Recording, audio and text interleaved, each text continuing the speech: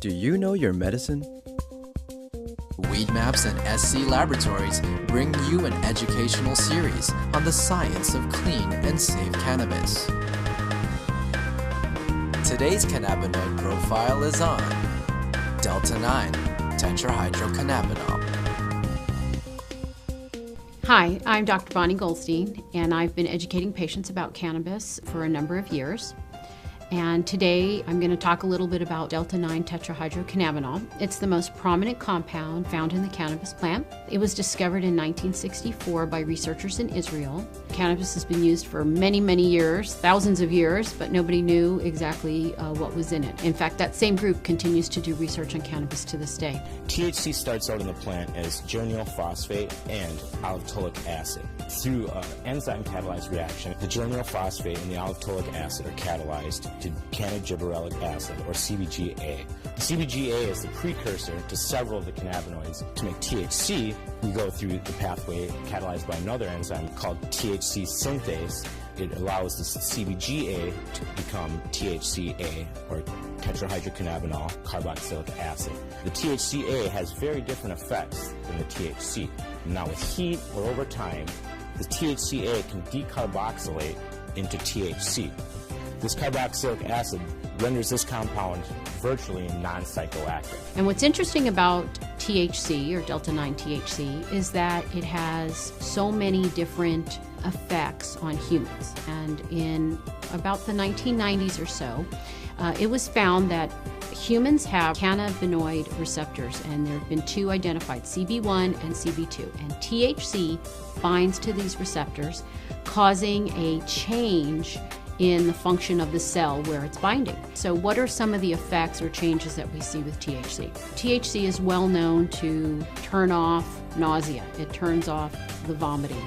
It also appears to trigger appetite. It also appears to have effects as anti-inflammatory. In fact, it's been found to be 20 times stronger than aspirin, and it's also been found to be 2 times stronger than hydrocortisone, a well-known steroid that people use. It's been found to be a strong antioxidant. There was a study out of Harvard that talked about these mice that had these large tumor loads, and by giving them THC, the tumor, and I believe they were lung cancer cells, were reduced in half. There's also was a study in humans where THC actually reduced or decreased the tumor cells for this specific type of brain cancer.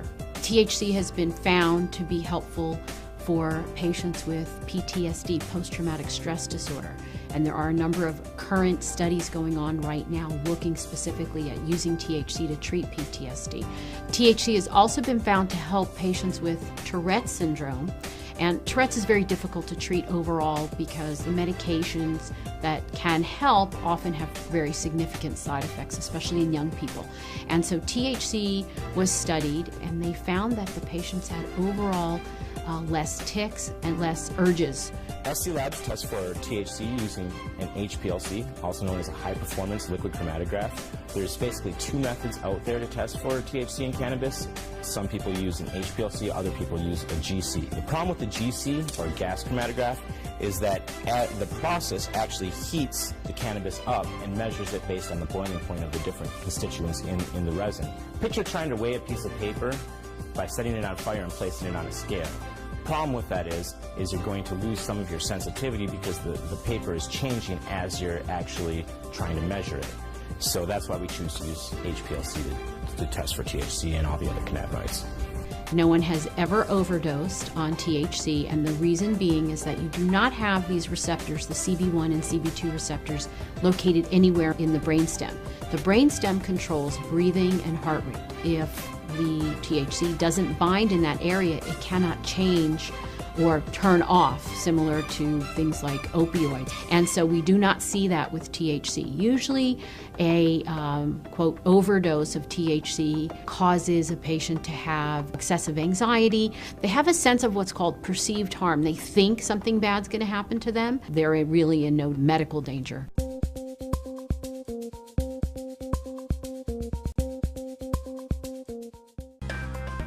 Today's cannabinoid profile is on tetrahydrocannabinolic acid. THCA is another cannabinoid found in the cannabis plant. THCA stands for tetrahydrocannabinolic acid.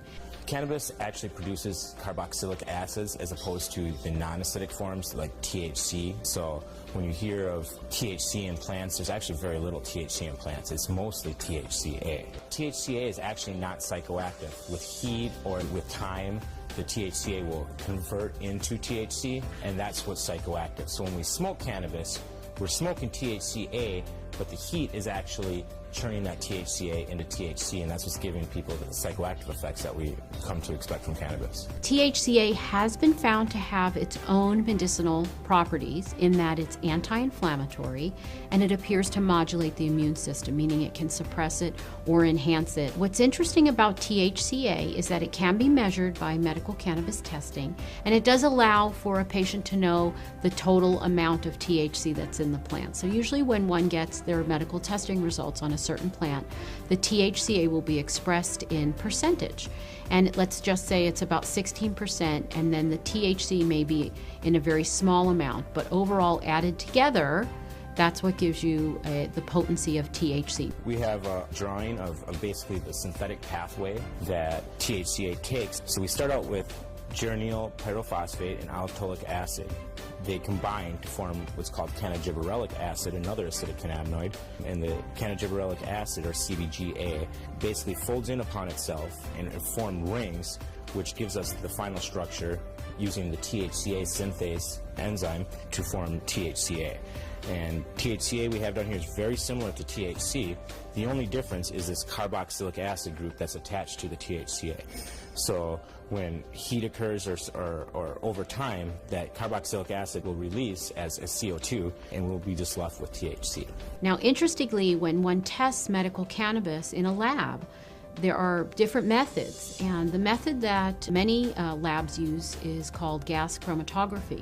Now, unfortunately, gas chromatography requires heating up of the plant, so what happens is the THCA actually gets decarboxylated in the lab. And that's why we use HPLC, because we feel that the acidic cannabinoids play a very important role, and knowing the ratio between the THCA and THC is important for judging the quality of the cannabis as well as the effects the cannabis is going to have on the patient.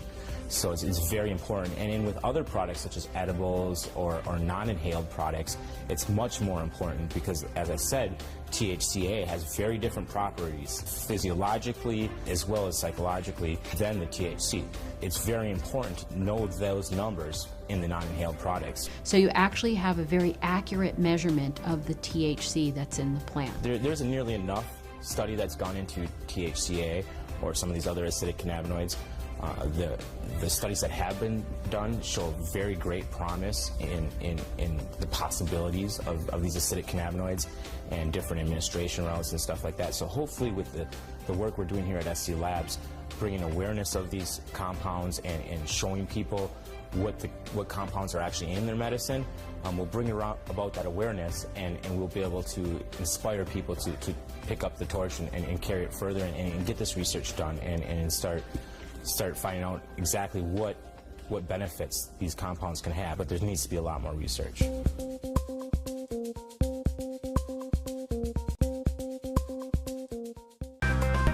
Today's cannabinoid profile is on tetrahydrocannabivarin. THCV, or tetrahydrocannabivarin, is another cannabinoid found in the cannabis plant, and it appears to have an interesting reaction with the CB1 receptor. At low doses, it blocks the receptor, and at higher doses, it binds to the receptor. And what they found in lab studies with mice is that when it blocks, it causes weight loss and decreased body fat and increased energy expenditure in these mice. So it appears to have the opposite effect of THC at these low doses. It's very similar to THC, except for a few minor chemical constituents, but it actually starts from a whole different process than the tetrahydrocannabinol that we're used to, or THC that we're used to. Most of the cannabinoids that we've all heard of, THC, CBD, CBC, start from a combination of geranyl pyrophosphate and allopulic acid, whereas THCV we're starting with diveronolic acid. And the only difference really is the diveronolic acid has 2 less carbons than the allitolic acid. So it's different in that sense that one of the 2 starting materials is slightly different. THCV is found in a lot of African landrace plants. Some of them have fairly high amounts of THCV. It's also psychoactive, similar to THC. The effects are described slightly different as more of a psychedelic high. The 2 compounds combine through an enzymatic process to form cannabigerolic acid, or CBGVA. CBGVA synthesizes to THCVA through an enzymatic process using the THCVA synthase enzyme. So THCVA is very similar to THCV, except for it has this carboxylic acid group attached to it. And now with heat or over time, this carboxylic acid will release from the molecule, and then you'll have THCV. As I said, it's very similar to THC. If you did this, you would have THC. THCV has also been found to be, again, in lab studies with mice, to have some anticonvulsant properties in that it appears to lower the seizure threshold for these mice. There's not very many studies on THCV, and I do know that it's being studied in many labs right now. Certainly it holds some medicinal benefits, and it would be great to have more studies so that we could really know what its properties are. We feel the minor cannabinoids are very important to patients, and we're looking to get patients as much information as possible so they can make the most informed decisions possible. So they will be coming very soon from SC Labs.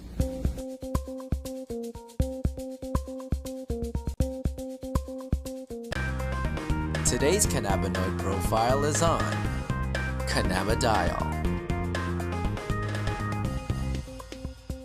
Cannabidiol, or CBD for short, is the second most prominent compound found in the cannabis plant.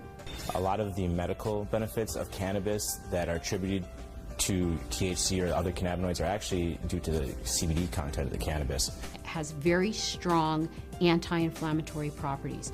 And not only does it help suppress inflammation, but there was a study that showed that it also helps the body to not make the chemical that causes inflammation. So it actually has somewhat of a preventive role. Cannabidiol has also been found to have anticonvulsant properties in that it can reduce the seizure threshold for a number of patients. I've had my own patients who have said that once they started using CBD-rich strains, they have found that they have had less episodes of their seizures. CBD is synthesized in the plant through the same pathways as THC, CBC. It starts out as geranyl pyrophosphate and allitolic acid. Those 2 compounds join together through an enzyme-catalyzed reaction. Cannabigerolic acid, CBGA, is the starting material for CBDA, THCA, and CBCA. So CBDA synthase, if it's found in large enough amounts, will take this cannabigerolic acid and make it into cannabidiol carboxylic acid, which is CBDA. CBDA is CBD with a carboxylic acid attached to it. Now, with heat or through time, this carboxylic acid will naturally release from the compound, as it is very unstable, and become CBD. This process right here, where we lose this carboxylic acid, happens at about 80 degrees Celsius. A number of studies were done where they actually gave patients an overdose of THC to see what would happen when they then added CBD. And CBD completely turned around the negative effects of an overdose of THC without changing the levels of THC in the blood. So that means that CBD exerts its own medicinal, just doesn't reverse THC, it actually has its own medicinal properties. CBD has been found to cause cancer cells to what we call commit suicide while preserving the normal cells.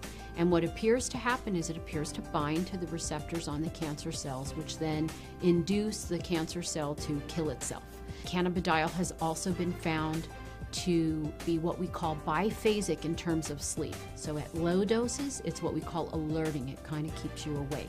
At higher doses, it can be very sedating and cause you to sleep. But what's nice about that is you can control whether or not you are alert or you're feeling tired. When I started testing cannabis about 2 or 3 years ago, we saw virtually no high CBD plants. Almost every plant we tested was high in THC, anywhere from 10% to 20% THC, with some outliers on either end. Some plants would have maybe 1% CBD at the max, 1.5% CBD at the max. Now that we've been testing for a while, we see anywhere from 8 to 15% CBD and maybe 5 or 6% THC in these strains. Some strains we get a 50-50 ratio. It can happen in all different ratios, but what it is it's a recessive gene in plants.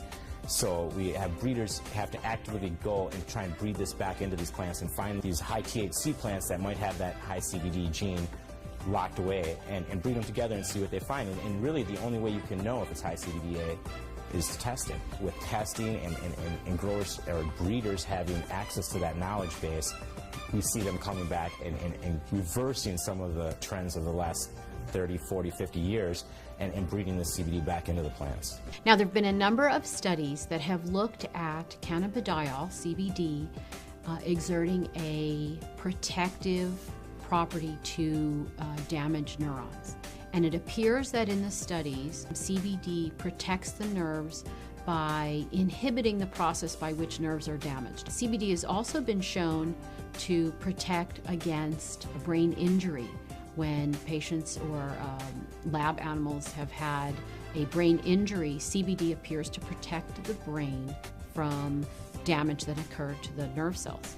The studies have shown that it can actually fight MRSA, which is methicillin-resistant Staph aureus, a notorious bug that is resistant to a number of antibiotics.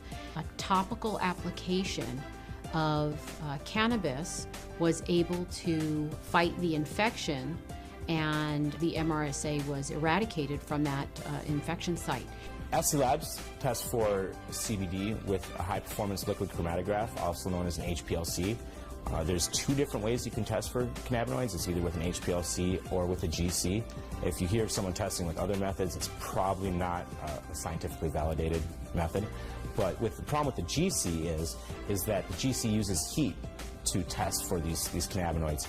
And as I said earlier, all the acidic cannabinoids are very sensitive to heat. So the GC can give you no information about the acidic cannabinoids. It can only tell you about the non-acidic cannabinoids. The heat is decomposing these compounds. It's definitely decarboxylating all of them. And you're trying to measure it as these compounds are in a state of flux. And that's just, it's kind of fuzzy. So we use the HPLC because it keeps the cannabinoids in their natural state. They're in their liquid state. There's no alteration. There's no heat or anything like that happening. And so we get a much more accurate and a much more realistic picture of what's actually in the sample that we're testing. One of the important things for people to understand about cannabidiol is it is not psychoactive. That means it does not change your mood, your mentation, the way that THC has psychoactive properties and can actually cause what we call the high. CBD does not do that. For patients who are not interested in the THC effect but are interested in the CBD effect, this is a terrific choice for them to have.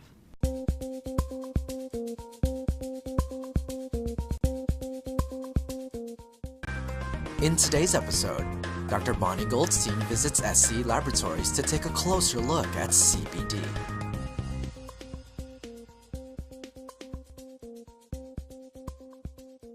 Hey Josh, how you doing?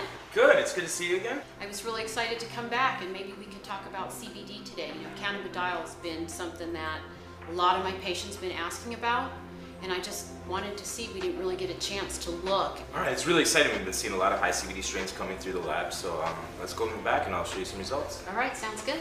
So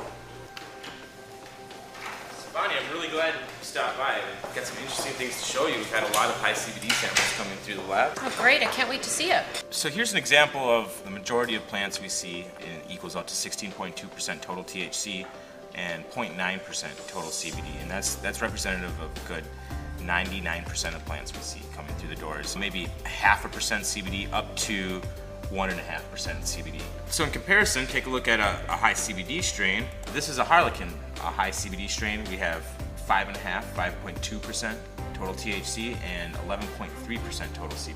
These used to be very rare. We're starting to see them a lot more now. So why is it that the THC is so low? All right, well, before testing, breeders would breed selectively just for THC content. We don't usually see 15% THC and 15% CBD. The plant still seems to only be able to make so much resin. Well, and I know from scientific studies that I've looked at that CBD is not psychoactive.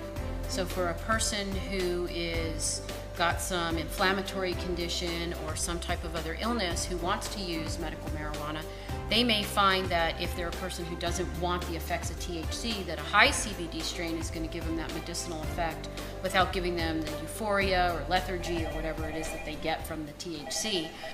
Let me see who that is. Hello? Oh, she's here. Okay, great. Just so happens, I think we have a guest who might be very relevant to the conversation we're having right now. Let's great. Let's go talk to her. Sarah. Hi. It's great to see you again. You too. Bonnie, this is Sarah Russo from Project CBD. Oh, hi, great to meet you. You as well. So tell me all about Project CBD, Sarah. Well, Project CBD, we're an educational news service, and we focus on the reintroduction of CBD as a news story. Over a year, we've eventually seen that dispensaries have begun carrying it and patients have begun using it. They, really like an option that's more functional. They can carry about their day. So, I've done a lot of reading about CBD, and, you get kind of amazed that something could have so many benefits. And so the things that I've read about is it's, anti-inflammatory, and I've actually seen that with my patients. Anti-anxiety, has anti-psychotic, and also can balance out if somebody has too much effect from THC, it will balance out the THC effect. Neuroprotection and anti-convulsive, anti-emetic, anti-spasmodic, it stops spasms. I mean, it's amazing that one medicine would be able to do so many things. CBD and THC work synergistically, and they both have anti-tumor properties as well. Yeah, and I believe there's a study coming out shortly where they've been looking at veterans who've been suffering with PTSD using medical cannabis, so that'd be great results to check out. We actually work very closely with an organization called VAM, which is the Veterans Alliance for Medical Marijuana, and they've been working with their patients who are all veterans, and many of whom are suffering from post-traumatic stress disorder. They've been having great results with the high CBD-rich medicine, just in helping to alleviate some of the anxiety some of these vets are feeling. Funny, I was on your website checking out Project CBD, and I saw that there's a survey for patients. Can you tell me about that? So the Society of Cannabis Clinicians has created the first real-world study on the effectiveness of CBD. Because previously with CBD there have been clinical trials or laboratory situations. It was done in a test tube or with mice. And then clinical trials, there's been a couple, but in a controlled setting. And so this is the first real-world study, and it's examining patients in their normal everyday life. And so we work in conjunction with the Society of Cannabis Clinicians, and we promote their survey. And also we encourage patients, anybody who is interested in CBD, to contribute news and information to us. If you're a grower, we want to hear about it. What are you growing? If you have a new strain that's just been tested at the lab, we want to hear about that too. We couldn't be doing the work we were doing without lab-tested medicine. The whole CBD topic actually is what makes me really excited to be a part of the testing industry. With testing, a lot of times we kind of fall into the trap of what's the highest THC strain. And with CBD and some of these other minor cannabinoids, it's great to be able to show patients that it's not just about the highest THC score. There's other reasons to test, and it's an honor to be able to give patients, that accurate information so that they know what they're getting, and it's exciting to be a part of that. I had a patient who is 75 years old, and she's cannabis naive. She's never used it before.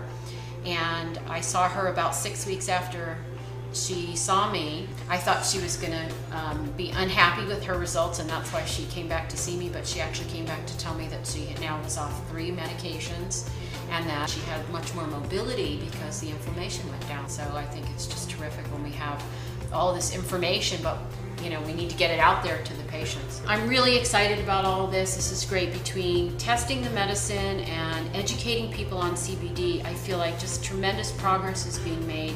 It really is all about educating people, and they can actually make really good decisions about their own health, about a loved one's health. And really it's about improving the quality of your life. Thank you all for stopping by. Sarah, it was great to see you again. Yeah, you too. Great to meet you, So Sarah. nice to meet you as well. Okay, we'll Thanks be in so much. touch.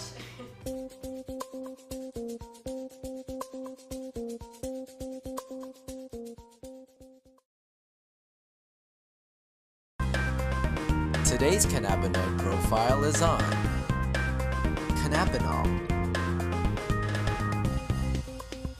Cannabinol, or CBN, is another cannabinoid found in the cannabis plant, and it appears to result from a breakdown of THC, so it's considered a breakdown product. It's found in the plant in varying amounts. It's a little bit different than some of the other cannabinoids in the fact that it's not naturally synthesized by the plant, but it's more of a breakdown or degradation product or a metabolite of THC. CBN is psychoactive, and it's what gives most of the sedative effect of cannabis. You hear a lot of indica versus sativa. CBN is actually what's making you sleepy. And CBN can be found in any cannabis. It's produced over time or with heat. So older cannabis or cannabis that's been stored for a long time is going to have a high level of CBN. It also appears to work as an anticonvulsant. It has antibacterial properties, and it also has anti-inflammatory properties. It also appears to stimulate osteocytes, which are bone cells. It's being looked at for treatment of bone disorders such as osteoporosis. It also appears to inhibit skin cell formation. And some people say that this may have some benefit down the line once we really understand what it's doing in skin disorders such as psoriasis. I'll show you how CBN is synthesized in the plant. CBN starts with gyryl pyrophosphate and allopulic acid, like most of the cannabinoids. Those two come together in an enzyme-catalyzed reaction. They form cannagibberellic acid, CBGA, and CBGA folds upon itself into rings and makes THCA using THCA synthase, which is an enzyme. The THCA decarboxylates, we lose that carboxylic acid right there, and form THC. THC, over time or with heat, will degrade into CBN, and all that's happening is we're losing hydrogen atoms and forming double bonds in this ring right here. That causes a weaker interaction for this compound with the CB1 and CB2 receptors. That weak interaction is what leads to the sedative effect and the sleepiness, drowsiness associated with CBN. When cannabis is tested in a testing facility, CBN can be measured, and usually it's under 1%. A patient can actually look to see if that's something that they're interested in, a higher percent or lower percent, because it does cause sedation. SC Labs tests for CBN using a high-performance liquid chromatograph, also known as an HPLC. The HPLC is a much more sensitive instrument than the other instrument that's used to test for cannabinoids sometimes, called the GC or gas chromatograph. We use the HPLC because it doesn't degrade any of these compounds like the GC. The GC uses heat, so it degrades some of these compounds, whereas the HPLC can test them in their natural state. The HPLC is what's accepted by International Union Office of Drugs and Crime, the Dutch Pharmacopoeia. The Dutch all have been using HPLC for quite a while now to test for these cannabinoids. What happens with the GC, so we've established that the CBN is formed by either heat or time. Same thing with the decarboxylation of this THC. At about 140 degrees Celsius, we start to see a conversion of THC to CBN. Well, the GCs must operate at much higher temperatures, so when you do a test with the GC for these cannabinoids, you're going to have a slightly lower CBD number because the CBD with heat will actually can be converted to THC. With heat, the THC can then be converted to CBN. So what you're going to see is slightly lower CBD numbers.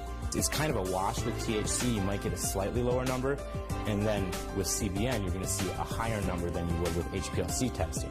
Now, is that CBN actually in the plant? No, it's a function of the heating process of the GC. And since THC and CBD are degraded with heat, that's why we test for all of our cannabinoids with an HPLC at SC Labs to get a more accurate and precise measurement of what's actually found in the plant.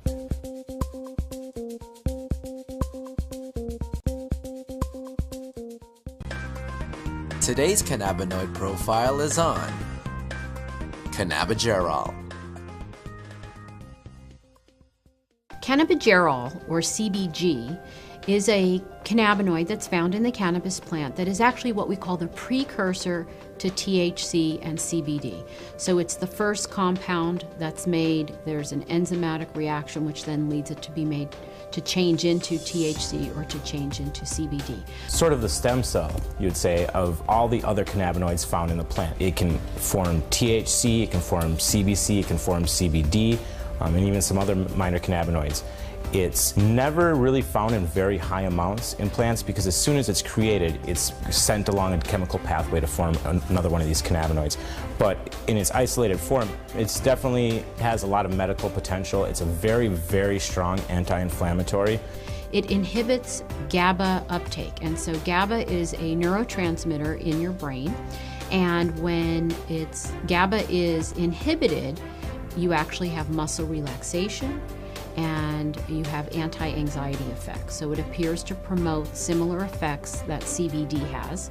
It also appears to have antidepressant properties, and it also appears to have some modest antifungal properties. A lot is not known about the medicinal properties of CBG as it occurs in very small amounts and usually is not isolated out to be tested on its own. But it appears that it works in conjunction with the other cannabinoids to give that overall synergistic effect that people get with medical marijuana use.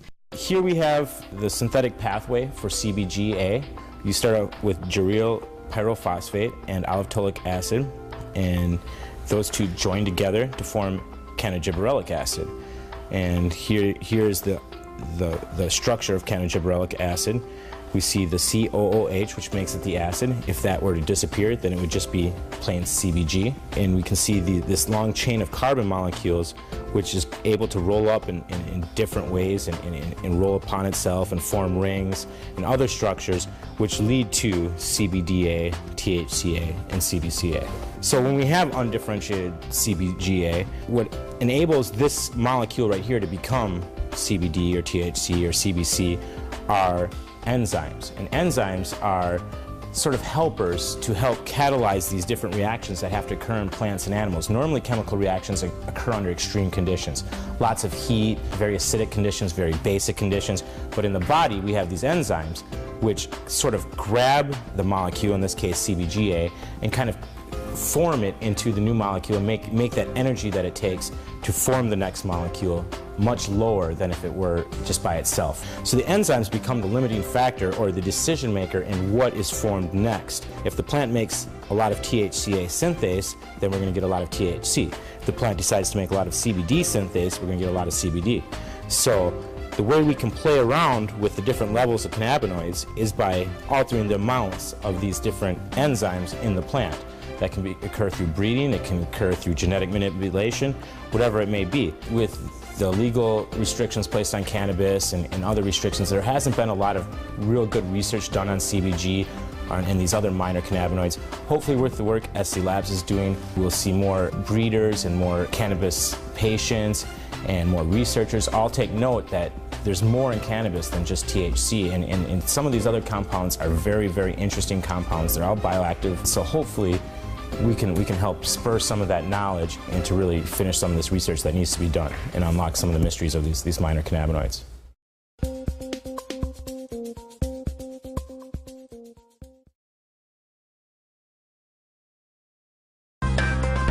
Today's cannabinoid profile is on cannabichromene. Cannabichromene, also known as CBC, is the third cannabinoid that is synthesized from CBG in the plant. Less common to find a lot of CBC than CBD or THC. And it's been found to have anti-inflammatory properties as well as analgesic, meaning pain-killing properties, although a little bit weaker than THC. It's also been found to have antifungal effects and antibacterial effects. In lab studies with rodents, to have anti-tumor effects, meaning it kills cancer cells. And certainly that part of cannabichromene needs to be studied further. And right now there are studies going on looking at cannabinoids in killing cancer cells. CBC is produced in the same chemical pathway as THC. It starts out with geranyl pyrophosphate and aliphtolic acid combined to form cannagibberellic acid, which is CBGA. CBGA is the precursor to CBDA, THCA, and CBCA. What happens is cannagibberellic acid through an enzyme catalyzed reaction, and what enzymes do is allow these reactions to take place at normal room temperature or body temperature, whatever it may be. And what happens here is the cannagibberellic acid is going to fold over upon itself, and this carbon atom is going to attach over here and form CBCA. And what makes it an acid is this carboxylic acid group that's attached to it. Now, this carboxylic acid group is not very stable. Over time or very quickly with heat, it'll kick itself off and disappear and leave as carbon dioxide, and you'll have your CBC. Another interesting thing about cannabichromene is it appears to inhibit the uptake of anandamide, which prolongs its life in the body, prolonging its effects. And we know anandamide has very good effects because it binds at the same receptors that the cannabinoids bind to. Cannabichromene has also been found to have antidepressant properties. Here we have a three-dimensional representation of CBC. We have the two rings. The black balls represent carbon atoms. The red balls represent oxygen atoms, and the white balls are hydrogens that are attached to each. The structure is quite a bit different, as I said, than THC or CBD. We don't have that folding in, and the ring structure is much different. But it's the same amount of carbon and hydrogen and oxygen atoms.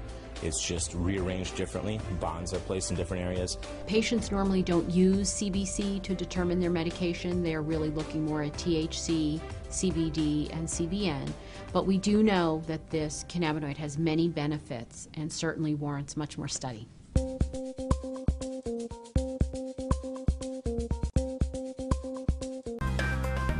Today's cannabinoid profile is on terpenes. So terpenes are the main class of aromatic compounds that are found in cannabis. And an aromatic compound, first of all, way back when scientists were first classifying compounds, they used some rather ad hoc methods to do that. And aromatics got their name because they all have pleasant aroma. They're the kind of compounds that you would find in cinnamon, ginger, pine trees. It's these compounds that are responsible for the smell of marijuana smoke, for example. The cannabis plant produces several terpenoids that, give it, you have cannabis plants that smell like bubblegum, grape, lemon, spices. So cannabis is really an interesting plant in the fact that it can produce a wide range of terpenoids. The main terpenoids in cannabis are myrcene, limonene, caryophyllene, and pyrene. Additionally, they all will contain this kind of structure, this is the very most simple aromatic compound, which we call benzene, has the formula C6H6. It's easy to imagine how if you replaced one or more of the hydrogen atoms in this compound with other organic fragments, you can build up a whole series of different compounds that are generally referred to as aromatics. They're all somewhat similar to the cannabinoids in chemical structure, so they can definitely have interesting effects, and the terpenoids on their own have been found to have different medical benefits. For example, beta-caryophyllene is one of the few non-cannabinoids that is known to actually activate the CB2 receptor. It's also known as an anti-inflammatory. Limonene has been shown to be somewhat antidepressant, and you have myrcene, which is the majority or the major constituent of the terpenoids profile in cannabis plants. So myrcene is shown to also have medical benefits to some extent. The terpenoids are very interesting, and they give cannabis its uniqueness. You have one plant that is a 16% THC plant, you have another plant that's a 16% THC plant, but yet they give you somewhat subtle differences in the effects they have on you. And a lot of that can be attributed to the terpenoids.